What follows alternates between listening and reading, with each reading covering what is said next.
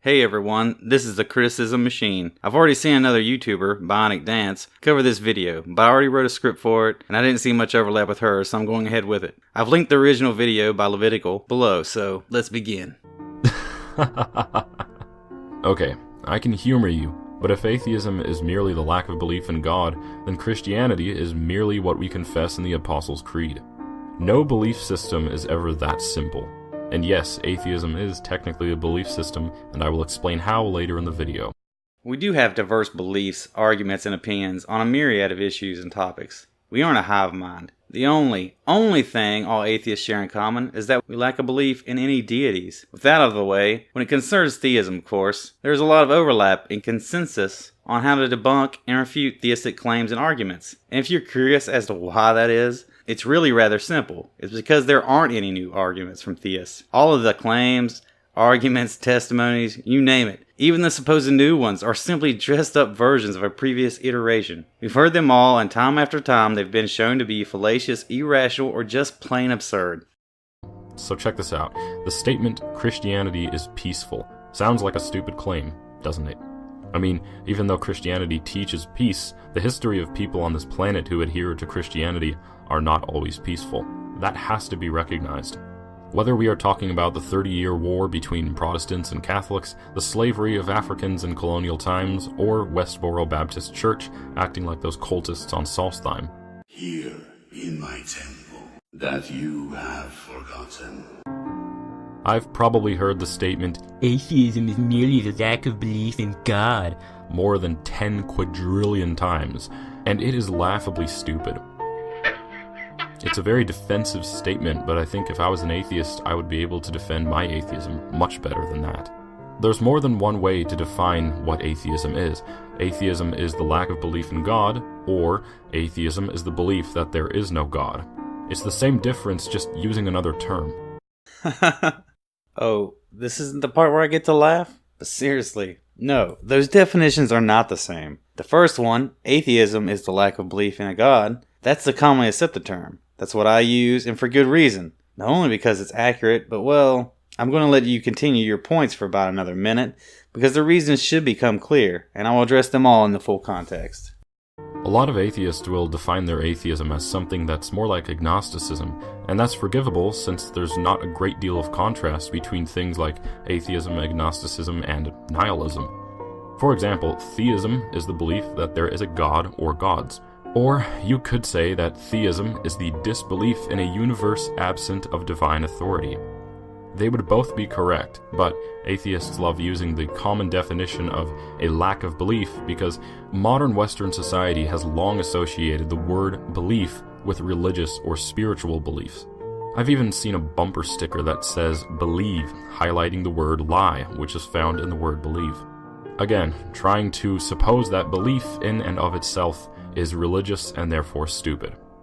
To believe in anything is simply to accept it as being the case. To accept an idea as being true or a thing as being real. That's it. So, atheism is the belief that God does not exist. It is not the belief that you have not yet been convinced of his existence, because that would presuppose that God's existence is dependent on your willingness and ability to be convinced of his existence, which is terribly fallacious and would never fly in a court of law.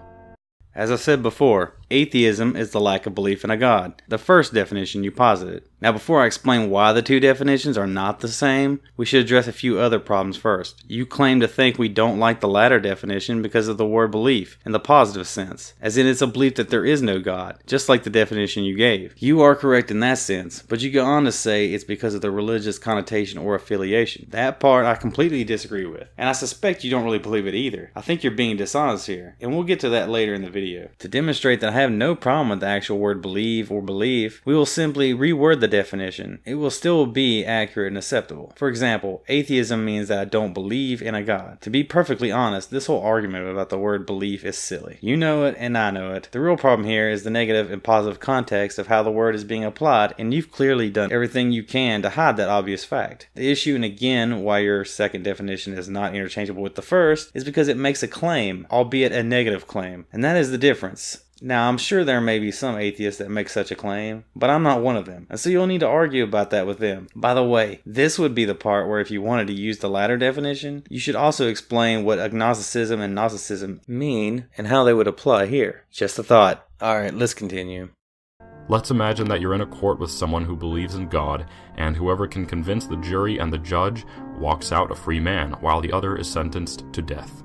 Okay, before we move on, it's important to note that is not at all how court cases and trials work. I don't know why you thought this was a good analogy, but it certainly wasn't. The burden of proof applies here, if not on a more rigorous basis. The man who believes in God can tell you why he believes in God, and he can offer dozens of arguments from thousands of years of theological works. Now, if the atheist just says, "I'm not convinced, try harder," and left it at that, he would be forfeiting.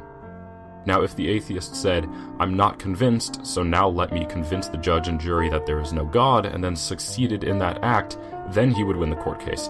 But the atheist does not do this. At least 90% of atheists won't even bother trying to convince the world that there is no God. They will cross their arms, tap their foot, and demand that unless you can prove to them in particular that God is real, then you're wrong. We don't have to do anything, since you and all other theists are making a positive claim about the universe. You have the burden of proof, and this is where your entire usage of the second definition of atheism comes into play. You remember, right? Atheism is a belief that there is no God. Oh yes, it all comes full circle. Your intent is crystal clear now. You wanted to sweep that definition in as, oh, it's basically the same thing. It's basically the same. All of it was just so you could get to this point in the video and say, you atheists have a burden of proof too.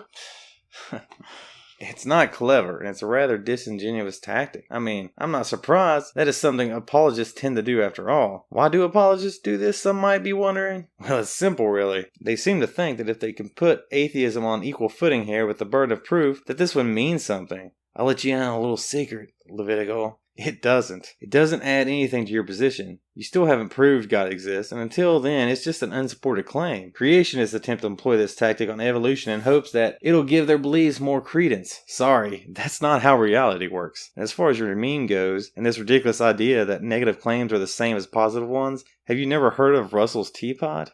It roughly goes like this. Someone makes a claim that there is a teapot orbiting the sun, somewhere between Earth and Mars. It's too small to see with any telescopes or any other technology. Should you believe this? No, because it would be irrational to do so. The main point being with this analogy is that you're basically asking us to prove that the teapot does not exist. It's ludicrous. You can't prove a negative, nor can you prove that it doesn't exist. That's the point. You can prove to them in particular that God is real, then you're wrong.